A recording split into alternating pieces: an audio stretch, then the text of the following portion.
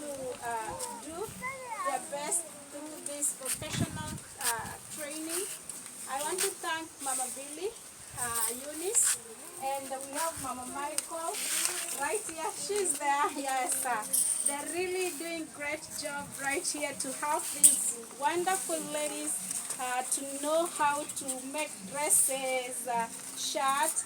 I know that you saw our anniversary videos. They did amazing work by doing skirts for themselves. And may God bless you ladies for that. And I know that whoever donated for these machines, may God reward you in a special way. Thank you so much for standing with these ladies. And I know that you've created an impact through them, and may God bless you. Bye. Thank you.